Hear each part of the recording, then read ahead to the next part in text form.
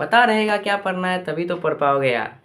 मेरा नाम है स्नेहराज और आपका स्वागत है मेजर टारगेट यूट्यूब चैनल पे। और आज मैं लेके आ चुका हूँ, क्या कोई सिलेबस में चेंज है? सवाल तो होगा आपके कि भाई पढ़ तो रहे, हमको पता तो रहे सिलेबस क्या है, आपको पढ़ना क्या है। सबसे पहला चीज़ होता है हमको पता होना चाहिए कि हम पढ़ क्या रहे हैं। ये तो पता चला फालतू चीज़ पढ़ने में ही हमारा टाइम वेस्ट हो गया। तो आज इस वाली वीडियो में मैं आपको लेके आ गया हूँ 2026 से 2027 बिहार बोर्ड के लिए सिलेबस क्या है। चलिए करें वीडियो को स्टार्ट। आपको पता होगा साइंस में 3 ब्रांचेज है, फिजिक्स, केमिस्ट्री और बायोलॉजी। हमको पढ़ना क्या है, क्या ये कुछ सिलेबस में चेंज हुआ है? क्या है एक्चुअल में सिलेबस? अगर चेंज होता तो और अच्छा होता, चेंज ही तो नहीं हुआ है ना मेरे दोस्त। यही तो दिक्कत है। मतलब सीबीएसई और बिहार बोर्ड में यही डिफरेंस आ जाता है कि सीबीएसई नई एनसीईआरटी फॉलो करे और बिहार बोर्ड में वही 2023 वाला ही एनसीईआरटी फॉलो हो रहा है, जिससे सिलेबस थोड़ा बढ़ जाता है। थोड़ा सा बढ़ता है, ज़्यादा नहीं। 3 चैप्टर आपको एक्स्ट्रा पढ़ने पड़ जाते हैं एज़ कम्पेयर टू सीबीएसई। आइए स्टार्ट करें। चलिए स्टार्ट करेंगे हम लोग किस चीज़ से? केमिस्ट्री से। केमिस्ट्री भी एक मिस्ट्री है। देखिए सबसे पहला चैप्टर, और कहने के लिए सबसे पहला चैप्टर है लेकिन बहुत इंपॉर्टेंट चैप्टर है, केमिकल रिएक्शन एंड इक्वेशन। यही चैप्टर से आप क्या करोगे, इसी चैप्टर से आप केमिकल रिएक्शन लिखना सीखोगे। अगर नहीं सीखे आप तो होगा क्या कि पूरी केमिस्ट्री आपकी ख़राब हो जाएगी। एसिड बेस एंड सॉल्ट पे चले जाइए, मेटल नॉन मेटल पे, या फिर कार्बन एंड कंपाउंड, सब चैप्टर में आपको क्या है, केमिकल रिएक्शन है। और केमिकल रिएक्शन लिखना नहीं सीखोगे तो पूरी केमिस्ट्री आपकी 10th की बर्बाद हो जाएगी। फिर करते रहना। समझ ही गए होगे। चलिए केमिस्ट्री के बाद सबसे पहला चैप्टर क्या है, केमिकल रिएक्शन एंड इक्वेशन। यहाँ हम किसके बारे में पढ़ेंगे, अलग अलग टाइप्स ऑफ रिएक्शन के, रिएक्शन लिखना सीखेंगे, रिएक्शन को बैलेंस करना सीखेंगे। ठीक है, नया लगेगा कुछ बट मज़ा बहुत आने वाला है। उसके बाद अगला है एसिड बेस एंड सॉल्ट। हम लोग क्या करेंगे, एसिड के बारे में पढ़ेंगे, उनकी प्रॉपर्टीज़ पढ़ेंगे, बेस के बारे में पढ़ेंगे, उनकी प्रॉपर्टीज़ पढ़ने वाले हैं, और जो कॉमन सॉल्ट वगैरह बनते हैं एसिड बेस को रिएक्ट करके, बहुत सारे रिएक्शंस हैं उनमें वो पढ़ने वाले हैं। ये भी बहुत मज़ेदार चैप्टर है।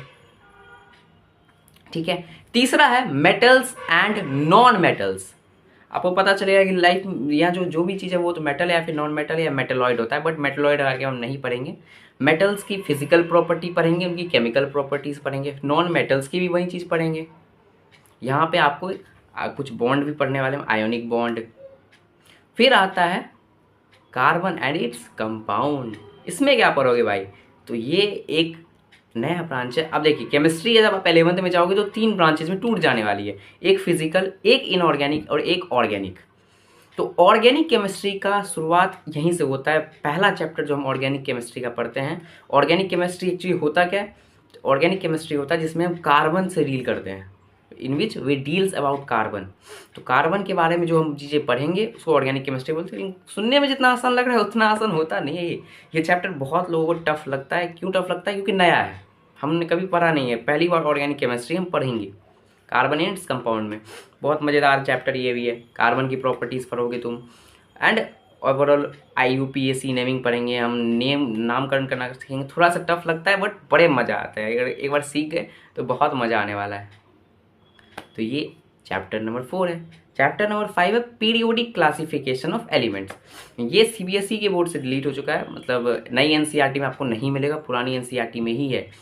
तो ऑफकोर्स यहाँ पूछा जाता है बोर्ड में, तो अपन पढ़ेंगे इसके बारे में, पीरियोडिक क्लासिफिकेशन ऑफ एलिमेंट्स। उसके बाद अब आ जाते हैं आपके फेवरेट सब्जेक्ट बायोलॉजी पे। सबसे पहले हम पढ़ेंगे लाइफ प्रोसेस के बारे में। अब लाइफ प्रोसेस क्या होता है, ये एक्चुअली बहुत बड़ा चैप्टर है, कह सकते हैं 50% बायोलॉजी इसी में है। इतना बड़ा चैप्टर है ये। जो हम इसके बारे में, न्यूट्रिशन के बारे में पढ़ेंगे, कैसे डाइजेशन होता है, क्या क्या होता है, बहुत कुछ पढ़ेंगे। फिर पढ़ेंगे रिस्पिरेशन के बारे में, फिर ट्रांसपोर्टेशन सब पढ़ेंगे, हार्ट वगैरह के बारे में पढ़ना है आपको। समझ पा रहे हो मेरी बात आप? पक्का समझ गए? ठीक है, अब आगे बढ़ोगे। अगला है control and coordination. Control and coordination. अब ये कंट्रोल एंड कोऑर्डिनेशन क्या है भाई? देखिए कंट्रोल एंड कोऑर्डिनेशन चैप्टर बड़ा मज़ेदार है। इसमें आप क्या करते हैं, नर्वस सिस्टम के बारे में पढ़ते हैं कि कैसे काम करता है, कैसे सिग्नल देता है। जैसे हम कोई गर्म चीज़ को छूते हैं, अपना हाथ तुरंत हटा लेते हैं, हटाते हो नहीं हटाते कि लगे रहते हैं, जलने देते हैं, तो हाथ तुरंत हटाते हैं, इसका जब क्यों हटाते हैं इसका जवाब आपको मिल जाएगा इस चैप्टर, बहुत मज़ेदार चैप्टर है। उसके बाद कंट्रोल एंड कोऑर्डिनेशन के बाद आप पढ़ते हो आपका favourite chapter how to organism reproduce या फिर व्हाट इज़ रिप्रोडक्शन। समझ पा रहे हैं मेरी बात? तो यहाँ हम पढ़ते हैं रिप्रोडक्शन में कैसे नए बच्चे होते हैं। पहले हम एसेक्सुअल रिप्रोडक्शन पढ़ेंगे, मतलब प्लांट्स वगैरह का जहाँ सिंगल पेरेंट्स इन्वॉल्व होते हैं, एंड उसके बाद फिर हम ह्यूमन बींग्स की भी पढ़ेंगे। समझ रहे हो? चलो उसके बाद आते हैं हम नए चैप्टर पे, मतलब अगले चैप्टर पे, हेरिडिटी एंड एवोल्यूशन। तो हेरिडिटी और एवोल्यूशन भी बहुत मज़ेदार चैप्टर है। हेरिडिटी में हम पढ़ते हैं कि कैसे आप, जैसे किसी का देखेंगे आप, अगर पिता या माता लंबा होता है तो बच्चा भी लंबा हो जाता है, पेरेंट्स लंबे होते हैं तो बच्चे भी लंबा हो जाता है। ये कैसा है? यानी जेनेटिक्स के बारे में हम डील करते हैं। ये भी नया लगता है बहुत लोगों को, लेकिन मज़ेदार ये भी है। एवोल्यूशन वाला पार्ट जो वो सीबीएसई से डिलीट है, बट हमको सीबीएसई से कैलेंडर देना है, नहीं एनसीईआरटी में नहीं मिलेगा आपको। उसके बाद एक और चैप्टर पे आते हैं, बताइए कौन सा है चैप्टर? तो नेक्स्ट चैप्टर है हमारा आवर एनवायरनमेंट, यानी हम जो इसमें पर्यावरण के बारे में पढ़ते हैं, चीज़ें फूड चेन के बारे में पढ़ेंगे, फूड वेब के बारे में पढ़ेंगे। छोटा सा चैप्टर है, क्यूट सा चैप्टर है, और स्कोरिंग चैप्टर है, मतलब यहाँ से नंबर उठते हैं। ठीक है, बढ़िया बढ़िया, आगे चलिए। उसके बाद है अगला मैनेजमेंट ऑफ नेचुरल रिसोर्सेज, यानी नेचुरल रिसोर्सेज जो है उसका मैनेजमेंट कैसे करोगे आप। ये अगेन नए एनसीईआरटी में नहीं मिलेगा, बट यही एक्स्ट्रा पढ़ना है हमको। एक बायो में ये एक्स्ट्रा पढ़ना था, केमिस्ट्री में वो पीरियोडिक क्लासिफिकेशन ऑफ एलिमेंट्स, और एक फिजिक्स में भी एक्स्ट्रा पढ़ना है। फिजिक्स की बात उठी रही है तो आ जाते हैं फिजिक्स पे। चलिए, तो फिजिक्स में सबसे पहले हमको पढ़ना है लाइट के बारे में, रिफ्लेक्शन और रिफ्रैक्शन, चैप्टर का ही नाम है। तो हम रिफ्लेक्शन ऑफ लाइट भी पढ़ते हैं, रिफ्रैक्शन ऑफ लाइट भी पढ़ते हैं। बहुत बड़ा चैप्टर अगेन ये भी है, अगर सही ढंग से पढ़ा जाए तो। वैसे करने का तो आप तुरंत भी कर सकते हो, लेकिन अगर अच्छे से पढ़ोगे तो बड़ा चैप्टर है ही। सभी के पहले वाले चैप्टर पढ़े हैं केमिस्ट्री का छोड़ के। समझ रहे हैं मेरी बात आप? उसके बाद यहाँ पे रिफ्लेक्शन रिफ्रैक्शन बहुत कुछ पढ़ेंगे हम। उसके बाद आते हैं human I and colourful world, बहुत मज़ेदार चैप्टर है। यहाँ पे आप क्या पढ़ोगे? तो पहले तो अपनी आँखों के बारे में पढ़ेंगे, कैसे हमारा आँख फंक्शन करता है, कैसे कोई चीज़ को आप देख पाते हो, वो तो आप पढ़ोगे ही पढ़ोगे। और कलरफुल वर्ल्ड के बारे में क्या पढ़ना है? ये आकाश जो है क्यों ब्लू है, ये स्काई क्यों ब्लू है, सूरज अगर सुबह उगता है तो लाल क्यों दिखता है हमें, और दोपहर में वाइट वाइट क्यों दिखता है। ये बहुत सारे इस क्वेश्चन का जवाब मिलता है इस चैप्टर से। ये जो तारे हैं वो क्यों टिमटिमाते हैं, व्हाई स्टार्स ट्विंकल, सब जवाब मिलता है इसी चैप्टर से। बहुत मज़ेदार चैप्टर है, कह दो ना। चलिए आगे बढ़ते हैं। अगला चैप्टर बताइए क्या है? अगला है हमारा इलेक्ट्रिसिटी। यहाँ हम इलेक्ट्रिसिटी के बारे में पढ़ते हैं, ओम्स लॉ पढ़ेंगे और भी बहुत कुछ चीज़ें पढ़ेंगे। मज़ेदार ये भी चैप्टर है। अगेन इसमें न्यूमेरिकल्स अच्छे बनते हैं, समझ रहे हैं ये बात? पहले और दूसरे चैप्टर में तो उतने ज़्यादा न्यूमेरिकल्स नहीं है, लेकिन यहाँ न्यूमेरिकल्स अच्छे बनते हैं।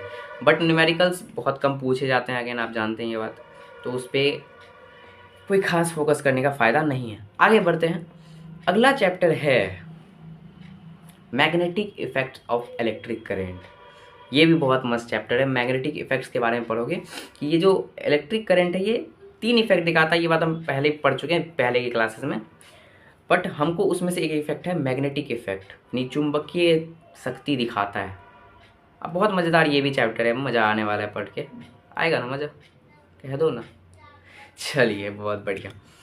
उसके बाद लास्ट चैप्टर पढ़ोगे क्या? Sources of light. अगेन ये भी नए एनसीईआरटी से डिलीट हो चुका है मेरे दोस्त, बट हमको पढ़ना है तो पढ़ना है। लाइट के सोर्सेज के बारे में पढ़ेंगे, नेचुरल सोर्सेज जैसे सन वगैरह हो जाता है नेचुरल सोर्सेज, आर्टिफिशियल सोर्सेज के बारे में भी बात करेंगे हम। मज़ा आएगा आपको, और आपकी जर्नी में मैं साथ दूंगा। मज़ा आ रहा है? बहुत बढ़िया। देखिए, क्या ये सब चैप्टर पढ़ाना पेड है? मैं पेड पढ़ाने वाला हूँ क्या? कोई बैच लॉन्च करने के लिए आया हूँ यहाँ पे? नहीं, कोई बैच लॉन्च नहीं करने वाला। पूरा फ्री पढ़ाने वाला हूँ आप सबको। ये चैप्टर, जितने भी चैप्टर आपको मैंने बताए, सारे चैप्टर्स हम पढ़ेंगे बिल्कुल फ्री। और इसी कहाँ पढ़ेंगे? इसी यूट्यूब चैनल पे। तो ज़रा कमेंट बॉक्स में बताइए कि किससे शुरू किया जाए, केमिस्ट्री, फिजिक्स या बायो? तो आज के इस वाले लेक्चर के यही भी एंड करते हैं। लेक्चर नहीं था यार, वीडियो था।